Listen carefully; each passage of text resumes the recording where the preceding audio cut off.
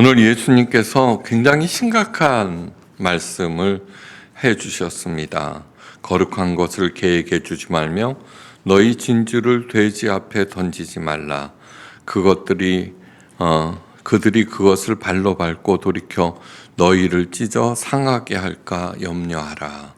자, 거룩한 것을 개에게 주었더니 또 우리의 진주를 돼지 앞에 주었더니 일어나는 일이 뭐냐 그러면은 그 던진 사람이 상한다는 것입니다. 피해를 입게 된다는 것입니다. 거룩한 것, 진주는 무엇이고 개와 돼지는 또 무엇일까? 오늘 설교를 통해서 우리들이 얼마나 많이 자주 나의 소중한 것을 개와 돼지에게 던지는지 깨닫는 시간 되시기를 바랍니다. 달라스 윌라드는 그의 책 하나님의 모략에서 이미 이 땅에서 천국을 살고 있는 복된 사람들, 이미 이 땅에서 천국을 살고 있는 사람들, 두 가지 특징이 있다고 합니다.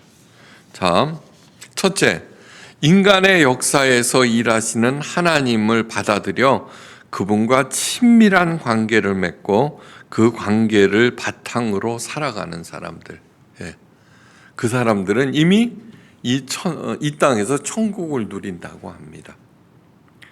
둘째, 자신과 관계하는 모든 이들의 유익을 진심으로 도모하는 사람. 이런 사람들은 죽는 날까지 그리스도의 장성한 분량에 이르기까지 줄곧 거룩한 성숙을 이루어가면서 하나님께서 약속하신 대로 생육하고 번성하며 많은 피조물들을 다스리는 그러한 특권을 누리게 됩니다. 요즘 그 장수 시대, 그죠? 대충 90살까지는 다 살아가는데 시간이 지나갈수록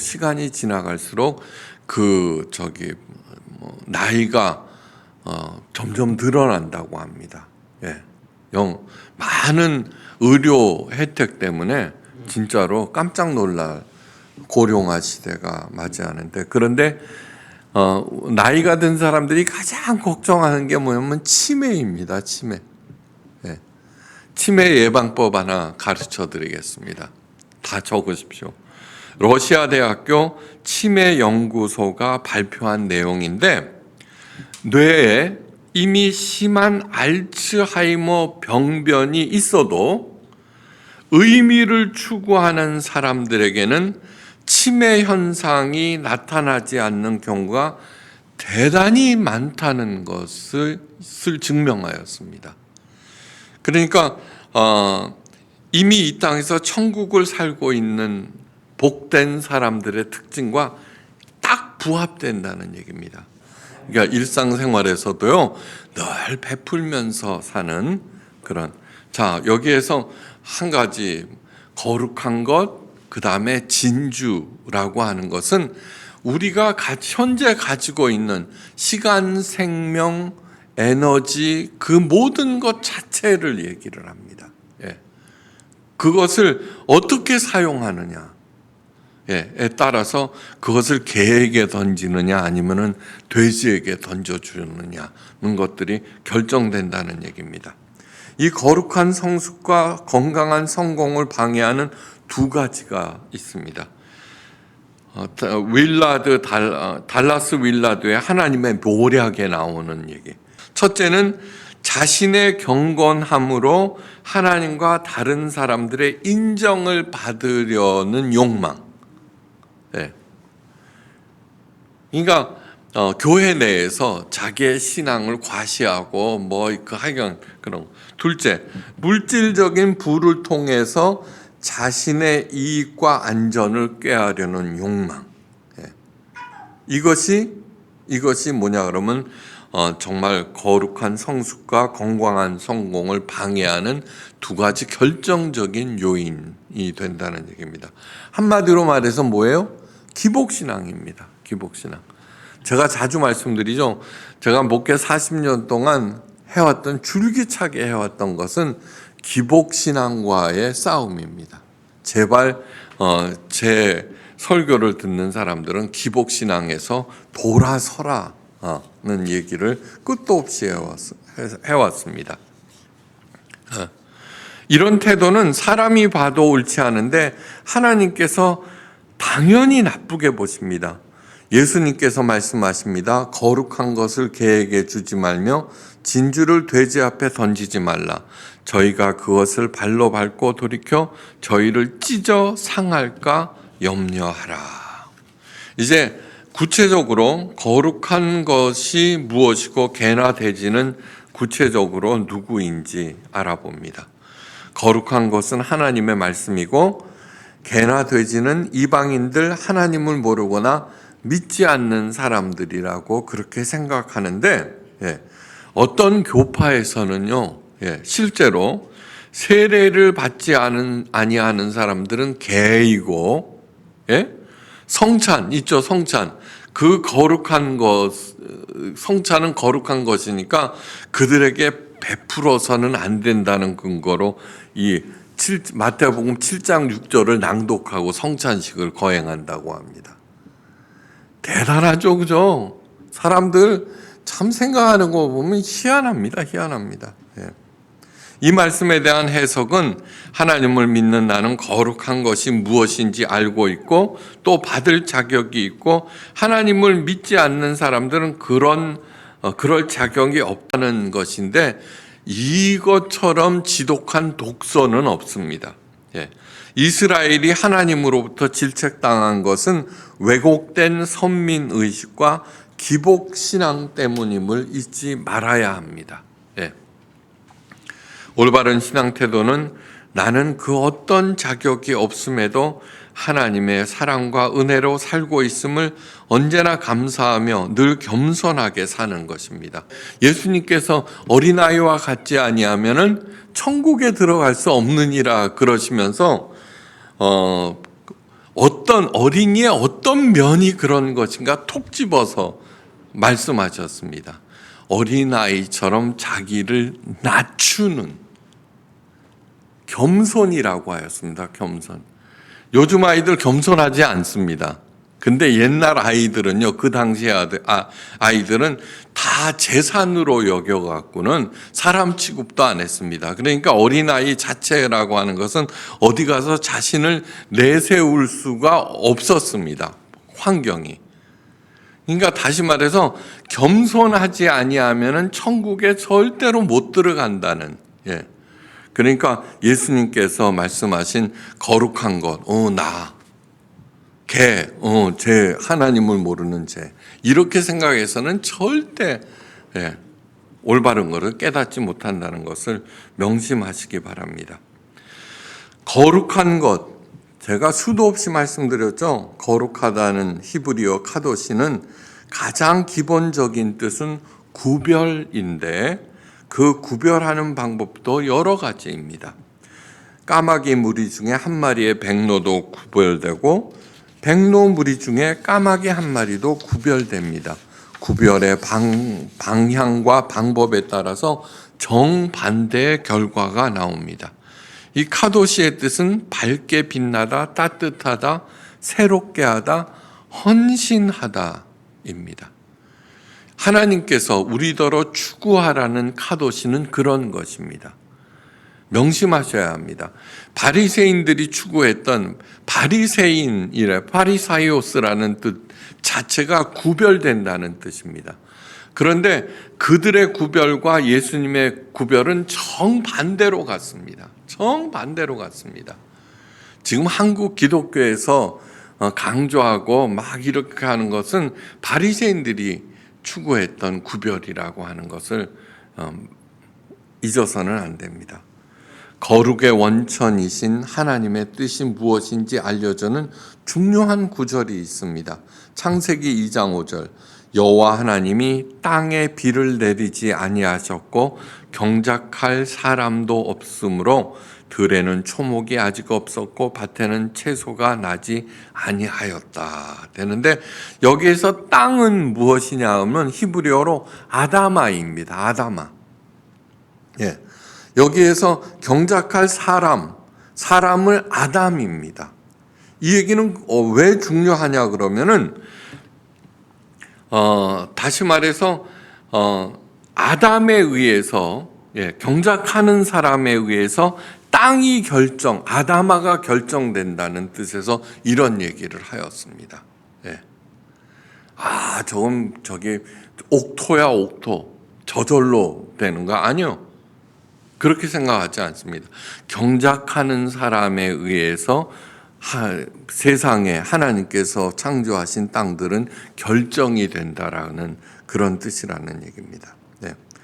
즉 내 인생이 아름다운 꽃과 열매로 가득할 것인지 아니면 엉겅퀴와 가스나무로 뒤덮일 것인지는 누구에 의해서 결정된다? 종교에 의해서 아니요. 나에 의해서. 네.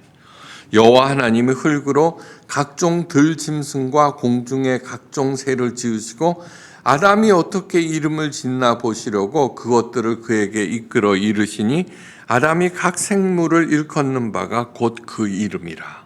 창세기 2장 19절 말씀입니다. 하나님께서 모든 만물을 창조하셨습니다. 그리고 그 이름을 하나님께서 지으시고 이르오너라. 저거는 사자란다 아담아. 저거는 쥐란다. 그렇게 하지 않으셨다는 얘기입니다.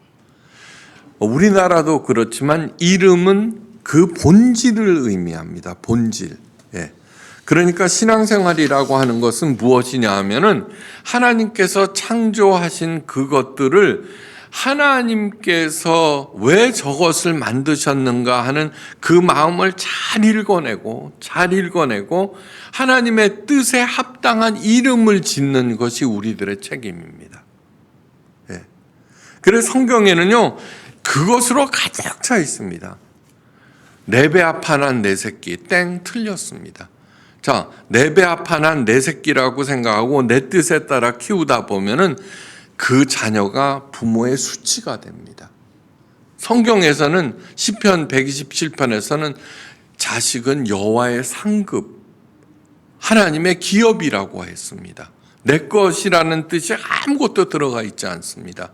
그래서 하나님의 뜻에 따라서 자녀들을 합당하게 키우면 어떻게 돼요? 예. 내 기업이 되고 상급이 된다는 그런 뜻입니다. 예. 아담이 사자를 쥐라고 이름을 지으면은 사자의 용맹은 사라지고 쥐의 비겁함만 남게 된다는 그런 것입니다. 예. 성경에 제가 결혼할 때마다 꼭 하는 얘기가 있죠. 아내들은 남편을 존경하고 인정하라. 예. 그리고 남자들은 인정받고 존경받을 때 그 대상에게 목숨을 걸고 사랑한다. 예. 그런데 우리들은 어때요? 남자는 여자를 다스릴 것이며 여자는 남자를 사모할 것이니라. 이것이 우리의 잘못된 생각을 하나님께서 바로 잡아주시면서 가정을 가정되게 만들어 주신다는 그러한 얘기입니다. 각 종교마다 규율들이 있습니다. 규율을 열심히 행하면 신으로부터 복을 받아서 첫째는 신의 반열에 오르고 둘째는 잘 먹고 잘 살고 셋째 죽어서는 좋은 곳으로 간다고 가르치고 열심히 행합니다. 예. 그 결과 잘한 사람과 잘못한 사람들 간에 수많은 계급이 생겨나죠. 잘한 사람들은 잘못한 사람들 위에 군림하게 되죠. 이것이 모든 종교의 공통점입니다. 그런데 하늘로부터 하나님의 말씀이 들려옵니다. 아니다. 너희들은 태초부터 나의 형상으로 창조된 하나님의 자녀들이다. 그리고는 가장 비천한 계급으로 살던 노예들을 구원하시고 십계명을 주셨습니다. 십계명이라고 하면은 잘 지키면 하나님의 자녀가 되는 규율이 아니라 하나님의 자녀답게 사는 길을 보여주신 것입니다. 예. 그런데 그것을 유대교 종교 지도자들과 바리새인들은 2134개의 규율로 만들어 지키게 했습니다. 정말 세상 유래도 찾아볼 수 없는 감옥과 계급이 생겨납니다. 더불어서 억압과 감시와 정죄와 차별과 부조리 등 온갖 나쁜 것들이 생겨납니다. 하나님께서는 도저히 그냥 볼 수 없어서 하나님의 아들 예수님을 보내셨는데, 그런데 그들은 자신이 옳다고 예수님을 십자가에 달아버렸습니다. 최고의 진주이신 예수님의 가치를 모르고 그 진주를 발로 밟고 산산이 부셔버렸던 것입니다. 그러나 예수님은 부활하셨습니다. 예수님의 부활은 부순다고 부서질 진주가 아니라는 얘기입니다. 근데 그 진주를 갖기 위해서 뭐를 하셔야 돼요? 나의 모든 진주들을 팔아 그 값진 것을 하나 사는 행위. 예수님의 부활을 목도한 초대교인들은 하나님의 구원을 온전히 구가하게 됩니다. 아주 좋은 증거가 뭐냐 그러면 7 귀신 들렸던 창녀 막달라 마리아가 헤롯의 최고 권력자 재정장관의 아내 요한나와 함께 일을 했다는 것입니다. 성경 누가복음에 보면은 그 요한나하고 창녀 막달라 마리아는 상종도 안 하는 것이죠. 그런데 예수 안에서 같이 일을 했다는 얘기입니다. 같은 일들. 근데 누구 이름이 먼저 나오느냐 그러면 막달라 마리아 이름이 먼저 나옵니다. 이것이 하나님의 구원의 아주 좋은 예입니다. 하나님의 구원에는 차별이 있을 수 없습니다. 인종, 신분, 계급, 재산, 유무 따지지 않고 함께 나누었습니다. 죽음도 두려워하지 아니하여서 세상이 감당치 못하는 존재들이 되었습니다. 하나님께서는 우리 한 사람 한 사람을 하나님의 형상으로 진주와는 도저히 비교할 수 없는 존귀한 존재로 창조하셨습니다. 하나님께서 흙으로 사람을 지으시고 그 코에 생명을 불어넣으셨습니다. 그러 사람은 흙으로 지은 육적 생명과 하나님으로부터 온 영적 생명의 결합체인 생령이 되었다. 하나님의 입김에서 나오는 그 숨결을 으르아흐라고 그러는데 그것이 바로 성령을 말합니다. 우리가 제대로 된 하나님의 자녀라고 하면은 이 육적인 생명과 성령이 한 몸을 이루어 그래서 살아있는 영이 되셔야 한다는 얘기입니다. 왜 성령을 우리에게 불어넣으셨을까요?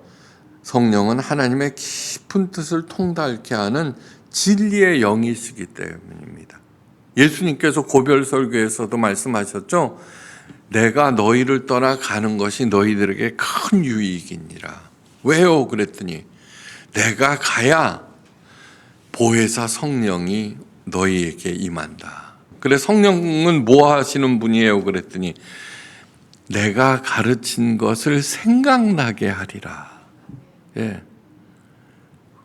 예수님께서 우리 마태복음을 통해서 예수님께서 가르치신 것들을 지금 배우고 있죠. 그것이 생각나서 생각만 나면 뭐예요? 그것을 삶으로 바꾸라는 그런 얘기입니다. 하나님의 마음을 읽어라. 그 사랑을 받아들이고 그 뜻에 따라 예수님의 가르침에 따라서 살게 하거라. 성령을 받은 사람들은 그러한 일들을 예수님의 가르침을 실제로 행할 때 준행하다라는 게 뭐예요? 듣고 행하는 것이 아니라 행하고 듣는 것이 준행, 아샤라고 열심히 가르쳐 드렸습니다. 하나님의 뜻이라고 하는 예수님의 가르침이라고 하면 비록 내 뜻에 맞지 않지만 무조건 행하고 본다는 얘기입니다. 그러면 나중에 듣게 된다는 하나님의 뜻이 이런 것이었구나. 하나님이 그들에게 복주시며 이르시되 생육하고 번성하여 땅에 충만하라. 땅을 정복하라. 바다와 고기와 공중의 새와 움직이는 모든 생물을 다스리라고 하셨습니다. 그들에게 복을 주시며 태초에 하신 말씀이에요. 그러니까 한 사람 한 사람 한 사람이 모두 다 이미 하나님의 복을 받았다는 것입니다. 뭐 치성 드리고 뭐 어쩌고 저쩌고 해서 하나님의 복을 받는 것이 아니라 이미 복을 받으셨습니다. 생육하고 번성하며 땅에 충만하라. 생육은 히브리어로 파란데 열매를 맺다는 뜻입니다. 번성하라, 이미 주신 복을 개발하여 많은 열매를 맺으라는 것입니다. 충만하라는 뜻은 온 땅에 생명의 열매를 퍼뜨리라는 것입니다. 다스리다에 해당되는 히브리어 라다는 돌보고 살게 하다라는 그러한 뜻입니다. 오늘 사무엘하 24장에서 읽은 본문 말씀은 우리가 잘 아는 것입니다. 다윗 왕국이 최고의 태평성대를 누리게 되자 다윗은 백성과 군대의 수를 계수하라고 명합니다. 그런데 이상하게도 그 일은 하나님께서 이스라엘을 향하여 진노하사 저희를 치시려고 하신 일이라는 얘기입니다. 다시 말해서 하나님께서 다윗을 시험했다는 얘기입니다. 자, 태평성대. 그러니까 만약에 거기에 넘어갔습니다, 다윗이. 그러니까 다윗은 뭐냐 그러면 하나님의 뜻을 실현하는 것이 아니라 이 땅에서 잘 먹고 잘 사는 것이 자기 신앙의 목표였다는 그러한 뜻이기도 합니다. 근데 다윗이 위대한 점은 뭐냐 그러면 그 일을 행하고 나서 마음에 근심을 하기 시작했다는 얘기입니다. 자, 왕으로서 있죠. 군대 수와 백성의 수를 세는 것이 뭐가 잘못이에요? 근데 이미 중심을 꿰뚫고 보시는 하나님께서 다윗의 속마음을 알고 계신다는 얘기입니다. 백성의 수와 군대의 수를 자기가 가지고 있는 것이 얼마인지 돈 세는 거하고 똑같다는 얘기입니다. 근데 그것이 들통나 버렸습니다. 그 일로 인하여서 3일 동안 이스라엘 전역에 온역이라는 전염병이 돌아서 무려 7만 명이나 죽게 되었습니다. 이 얘기는 뭐예요? 이미 행했습니까? 그 일이 아무리 내가 회개를 한다고 하더라도 그 결과는 피눈물을 흘리면서 당해야 된다는 그러한 뜻입니다. 내가 회개했다고 해서 그 일이 없어지는 것이 아닙니다. 그러니까 애초부터 그런 일들을 하지 말아야 된다는 얘기입니다. 말아야 된다는 거. 하나님, 내가 회개했는데도 왜 이런 일들이 나한테 발생해요? 아니요. 피눈물을 흘리면서 그 결과를 치러야 한다는 그런 얘기입니다. 하나님께서 다윗에게 권력과 부와 명예를 주신 것은 다른 사람들과 피조물들을 효율적으로 잘 돌보라는 뜻입니다. 그런데 다윗은 얼마나 모았는지, 얼마나 많은 업적을 자신이 이룩했는지 그것을 카운트해 본 것입니다. 다윗의 위대한 점은 돌아섰다는 얘기입니다. 그래야 해서 더 이상 그 불행이 엄습하지 않도록 언제나 그 베풀면서 마인드를 그렇게 가지시기를 바랍니다. 우리 모두에게 좋은 것을 많이 주셨습니다. 나를 잘 개발하여서 많은 열매를 맺으라는 것. 이제는 그 열매를 내 창고에 쌓아두고 세지 않기로 합시다. 감사한 마음으로 산적한 도와야 할 사람들 힘써 행하면서 그렇게 하실 때 하나님께서는 우리들에게 잘했다 칭찬하시면서 주변에 모든 그러한 것들 좋은 열매를 맺어서 그것이 점점 확산되는 그러한 기적을 베푸실 것입니다. 다시 한번 내 인생을 되돌아보면서 하나님의 칭찬받는 저와 여러분들 되시기를 주의 이름으로 간절히 축원합니다.